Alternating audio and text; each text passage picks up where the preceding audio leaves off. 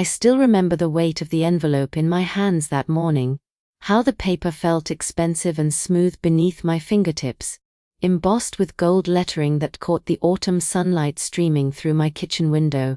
My son's wedding invitation. I traced the letters of his name, Daniel, and felt my heart swell with a pride so fierce it almost hurt. This was my boy, my only child, the one I'd raised alone after his father passed when he was barely 10 years old. I'd worked 3 jobs some years, my hands cracked and bleeding from the restaurant work, the night shifts at the hospital laundry, the weekend cleaning jobs that left my knees aching and swollen. But I'd done it. I'd put him through college, watched him graduate summa cum laude, seen him build a successful career as an architect, and now he was getting married. I called him immediately, my voice trembling with emotion. "Danny, sweetheart, I got the invitation. It's beautiful. I'm so happy for you." There was a pause on the other end, and I could hear traffic in the background, the busy sounds of his life that always seemed to be rushing forward.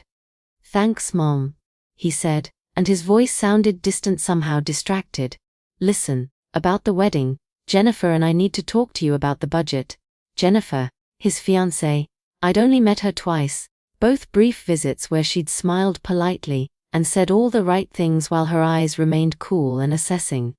She was beautiful, I couldn't deny that, with her perfect blonde hair and her expensive clothes, and the way she moved through the world as if it owed her something. "Of course, darling," I said. "Whatever you need. You know I've been saving." What I didn't tell him was that I'd been saving for 15 years. Every spare dollar, every tax return, every birthday check from my late mother before she passed. I had $35,000 in an account I'd titled simply, Daniel's Wedding. I'd imagined this day so many times. Walking him down the aisle since there was no father to do it. Dancing with him at the reception. Watching him start his new life knowing I'd given him everything I possibly could. That evening, Danny and Jennifer came to my small apartment, the one I'd lived in for 23 years because I'd chosen to pour my money into his future rather than my own comfort. Jennifer sat on my worn couch with her designer handbag perched on her lap like a shield, and I served them coffee in the cups I'd had since Daniel was a baby, chipped and mismatched but clean and offered with love. "Mrs. Patterson," Jennifer began, and I noticed she didn't call me Margaret. Didn't use my first name though I'd asked her to. "We've been doing some planning, and we've found the most perfect venue. It's a historic estate upstate, gardens overlooking the Hudson, capacity for 200 guests. It's really everything we've dreamed of." I smiled, imagining my son's happiness. "That sounds wonderful, dear." She exchanged a glance with Daniel, and I saw something pass between them, some unspoken communication that made my stomach tighten. "The thing is," Daniel said, not quite meeting my eyes, "it's expensive. The venue alone is $20,000, and then there's the catering, the flowers, the band, the photographer. We've estimated we need about $60,000 total to do it right." I felt the air leave my lungs. 60,000, I had 35. "I have some money saved," I said slowly. "It's not quite that much, but we were hoping you could take out a loan." Jennifer interrupted, her voice matter of fact, as if she were discussing a business transaction. "Daniel's told me you own this apartment, so you could use it as collateral. His firm is doing well, so we'd be able to help you with the payments once we're settled." The room seemed to tilt slightly. Alone, against my home. The home I'd finally managed to buy after renting for 40 years, the small piece of security I'd fought so hard to achieve. But I looked at Daniel, at my son, and I saw the hope in his eyes, and I remembered every sacrifice I'd ever made for him had been worth it. "Let me think about it," I said quietly. That night, I lay awake staring at the ceiling, at the water stain that looked like a bird in flight, and I thought about what it meant to love someone. I thought about my husband, Robert, who'd worked himself to death trying to provide for us, who'd left me alone with a 10-year-old boy and nothing but a small life insurance policy that barely covered the funeral. I thought about the years I'd spent so tired I could barely stand, but standing anyway because that's what parents do. And I thought about Daniel, my beautiful boy, and how desperately I wanted him to be happy.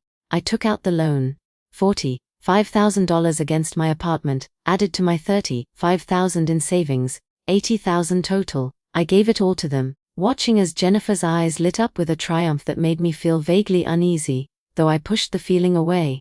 "Thank you, Mom," Daniel said, hugging me tight. "This means everything to us. You're going to love the wedding. It's going to be perfect." And I believed him.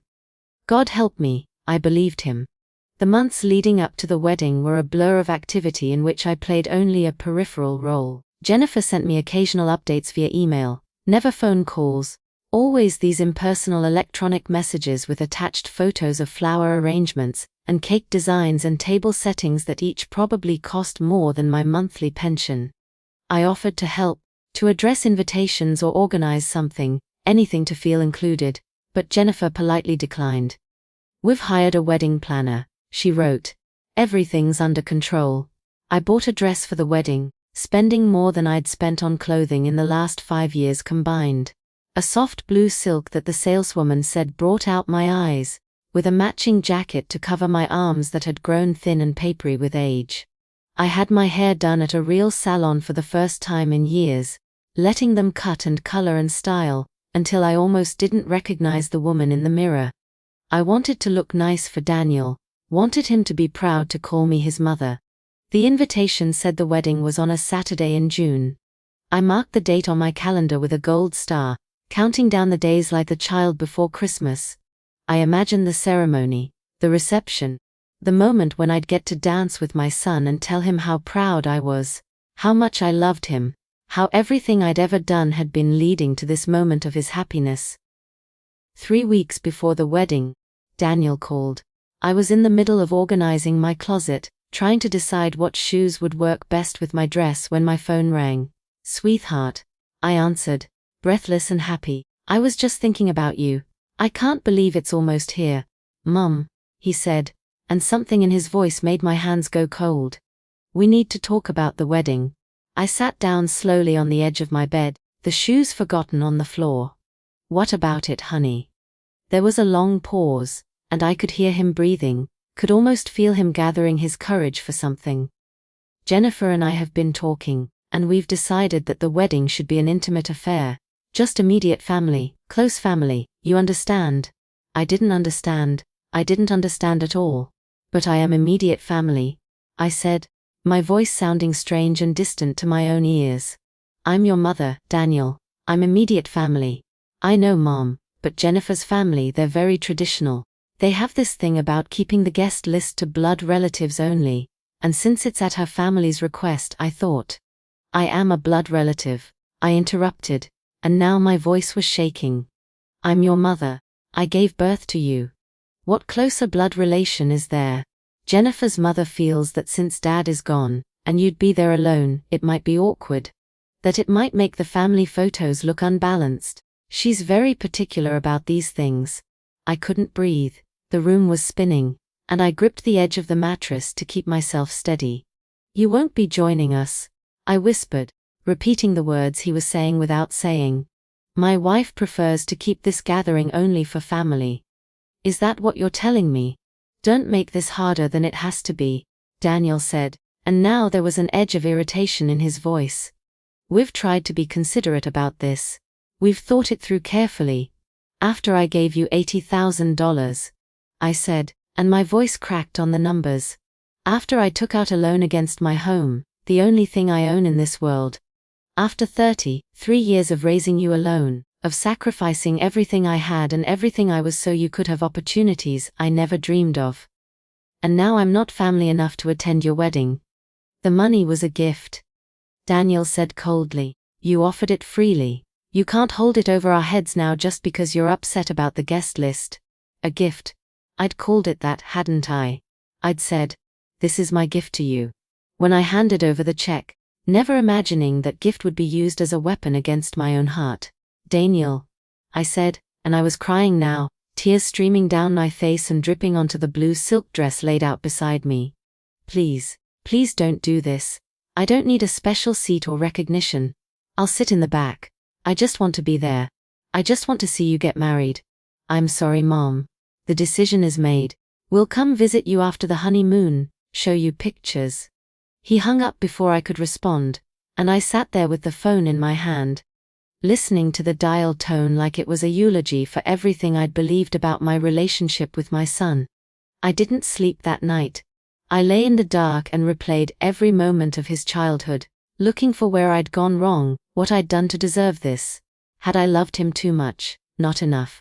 Had I been too lenient, too strict, too present, too absent? But I kept coming back to the same memories.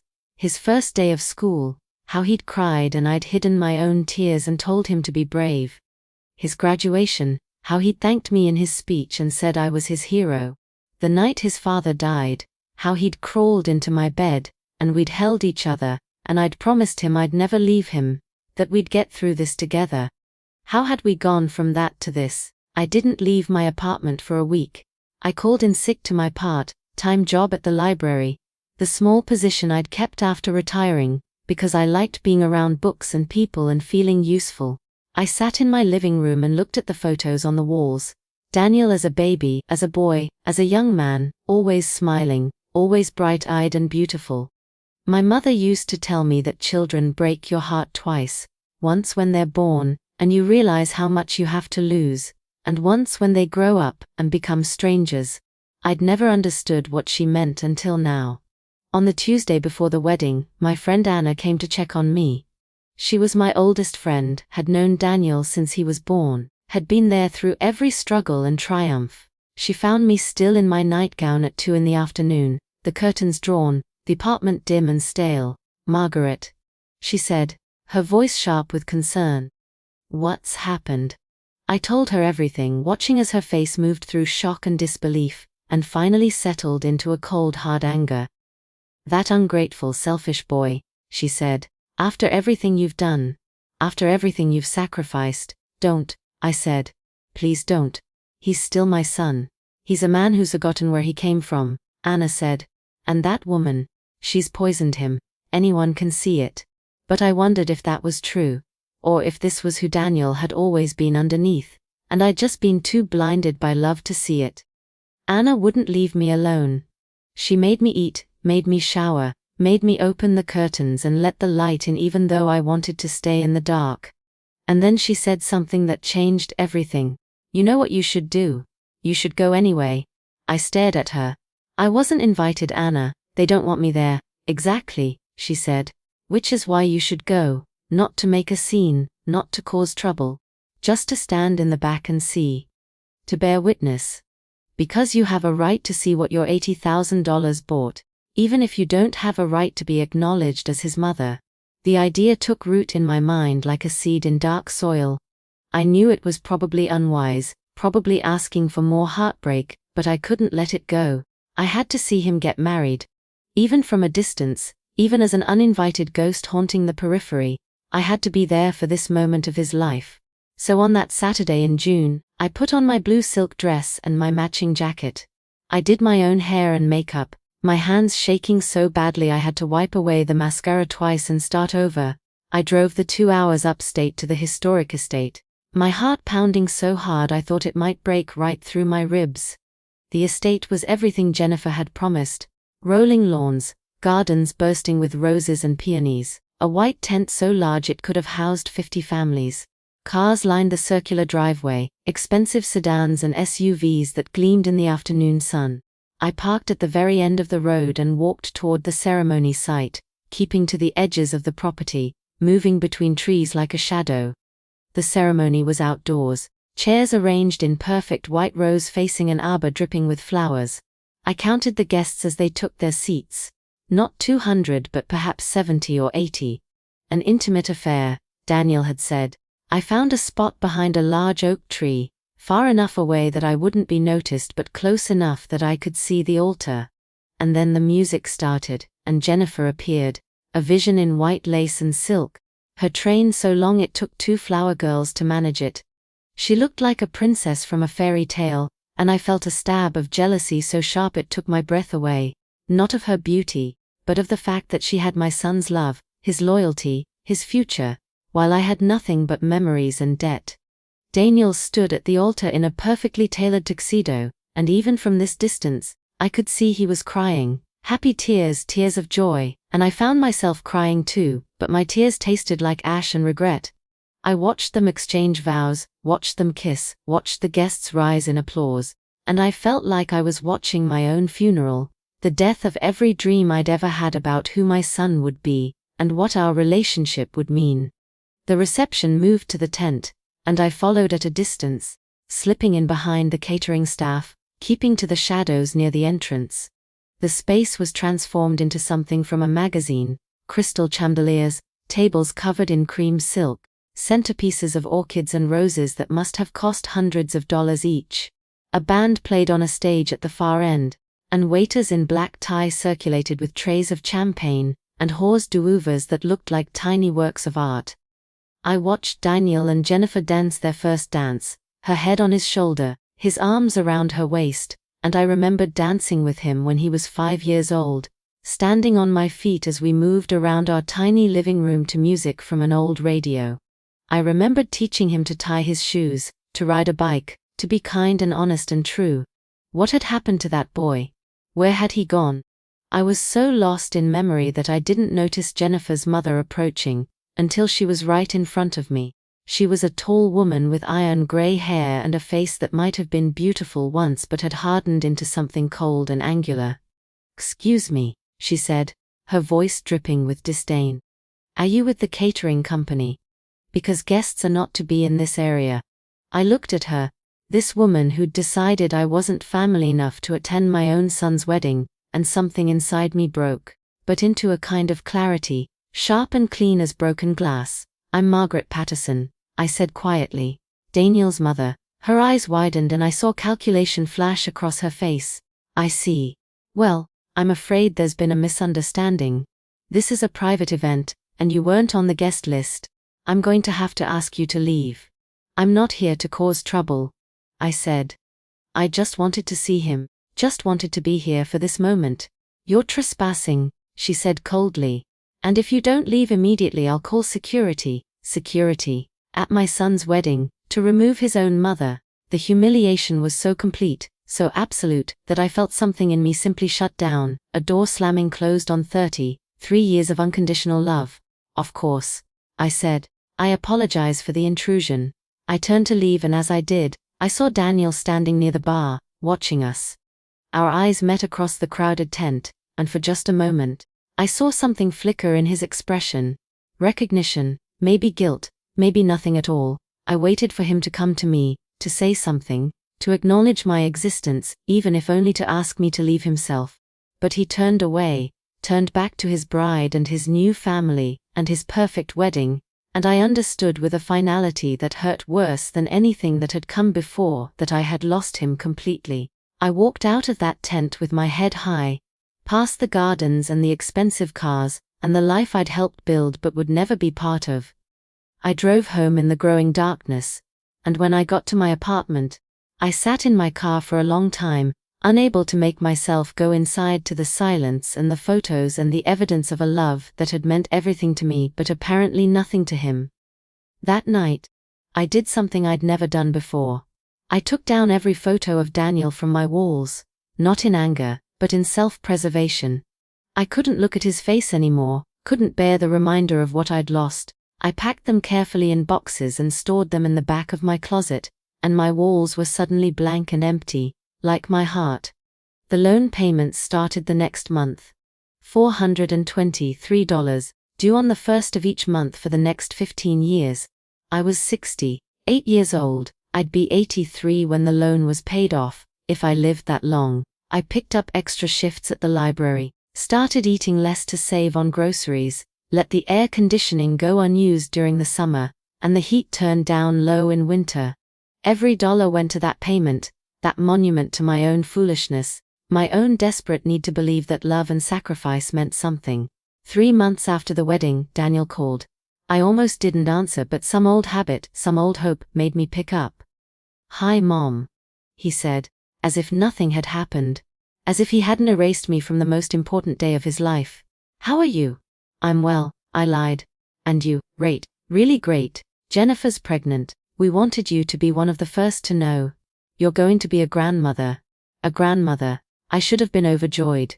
Instead, I felt a dread so deep it made me nauseous. Another generation to pour my love into, only to have it thrown back in my face. Another chance to be deemed not quite family enough. Congratulations, I said, my voice flat. That's wonderful news. We were hoping you might want to help out when the baby comes, Daniel continued. Jennifer's going back to work after maternity leave, and daycare is so expensive. We thought maybe you could watch the baby a couple days a week. We can't really pay you, but we'd be so grateful. Of course they couldn't pay me. Why would they? I was just mom, just the bank they could draw on whenever convenient, the unpaid labor they could exploit without guilt. I'm afraid I can't, I said, surprising myself with the firmness in my voice. I'm working full-time now. I need the income to make my loan payments. The loan I took out to pay for your wedding. The wedding I wasn't invited to. Silence on the other end. Then, Mom, are you ever going to let that go? It was Jennifer's decision, and I supported my wife. That's what marriage means. I thought you'd understand. You're right, I said. I don't understand. I don't understand how a son could take $80,000 from his mother, and then tell her she's not family. I don't understand how you could watch me be escorted out of your wedding like a criminal and do nothing. I don't understand any of it, Daniel. But I understand enough to know that I can't help you with childcare. Fine, he said, his voice cold. I guess we know where we stand. He hung up and I realized I was shaking. I'd never said no to him before, never in his entire life. It felt terrible and liberating in equal measure, like stepping off a cliff and discovering you could fly, but only after the sickening rush of the fall. Months passed, then a year, then 2. I didn't hear from Daniel except for occasional text messages on holidays, impersonal, brief, the kind of messages you'd send to a distant acquaintance. Happy Thanksgiving. Merry Christmas. Never an invitation to visit, never a photo of my granddaughter who I'd learned was named Sophia from a birth announcement sent via email. I continued working, continued making my loan payments, continued living in my increasingly empty apartment. Anna remained my faithful friend, but even she couldn't fill the hole that Daniel's absence had carved in my life. I grew thinner, older, more tired. The library director suggested I might want to consider full retirement, said I looked worn out, but I couldn't afford to stop working. The loan loomed over everything, a constant reminder of my own stupidity, my own desperate need to be loved. On the night of my 72nd birthday, I had a heart attack. It was small, the doctors said, a warning shot from a body that had been pushed too hard for too long. I spent 3 days in the hospital, and Anna was the one who stayed with me, who held my hand and brought me books and advocated with the nurses when my pain medication wasn't working. She was the one who called Daniel to tell him I'd been hospitalized.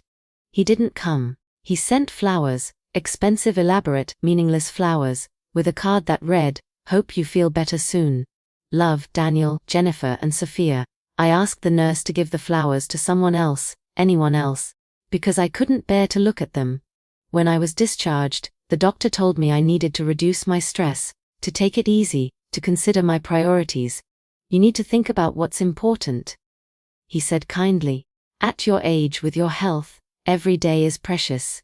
Don't waste them on things that don't matter. But that was the problem.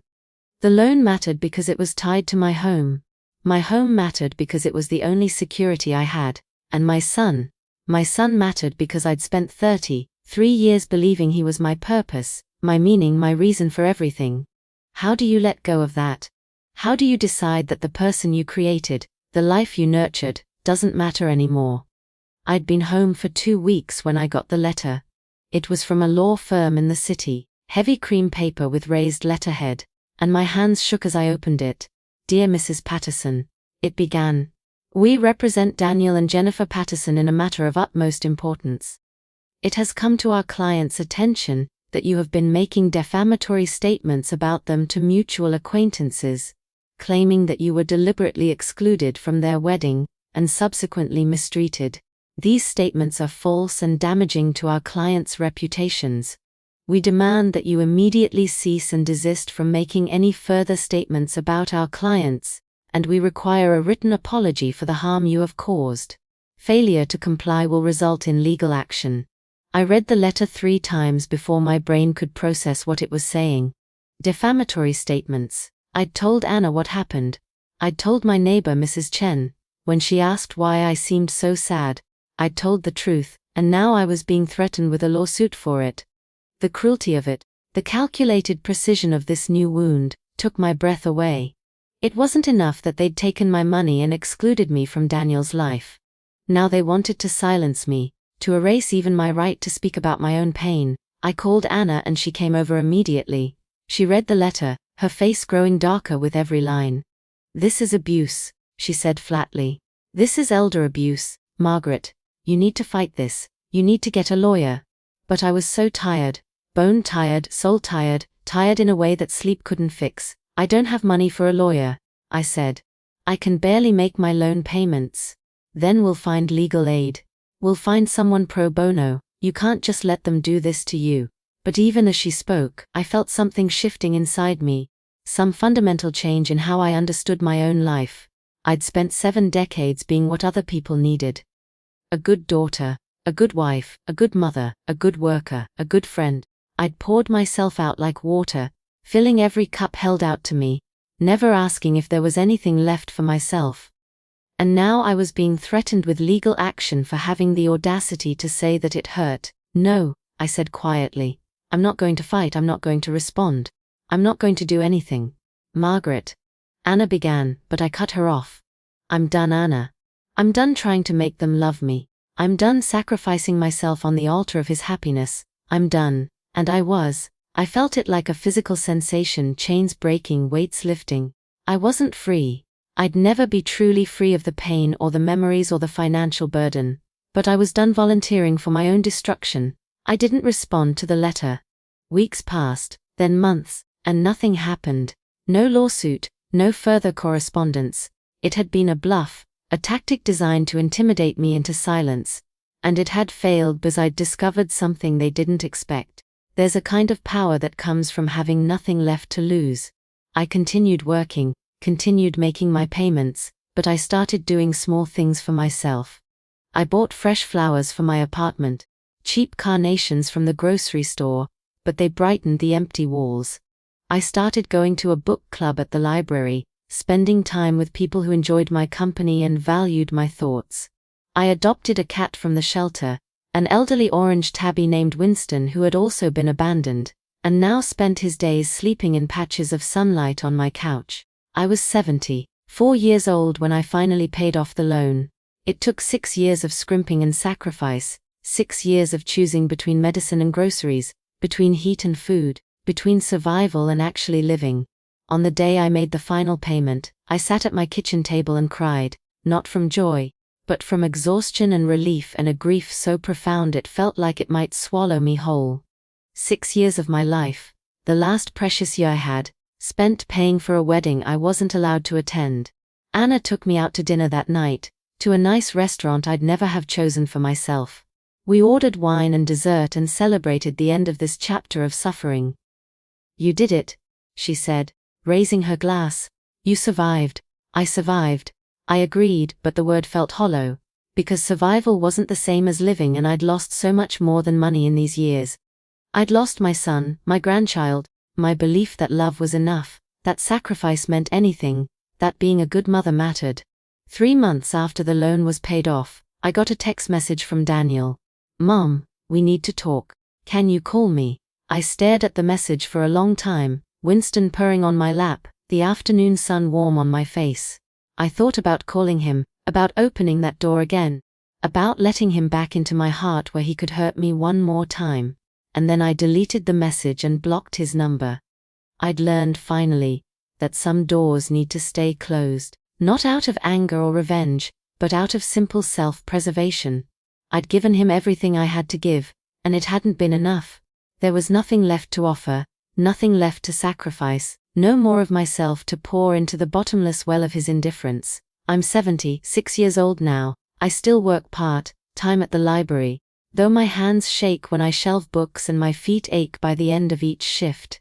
I live alone with Winston, and my small circle of friends who love me for who I am, not for what I can provide. My apartment is modest but mine, finally paid for, finally secure. And I am still here, still breathing, still waking up each morning and finding small reasons to be grateful.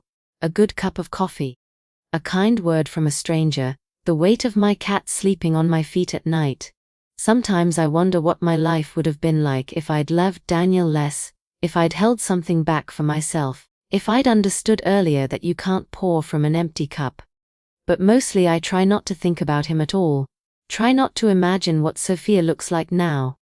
Try not to wonder if she'll grow up hearing stories about the grandmother who wasn't good enough to be part of their family.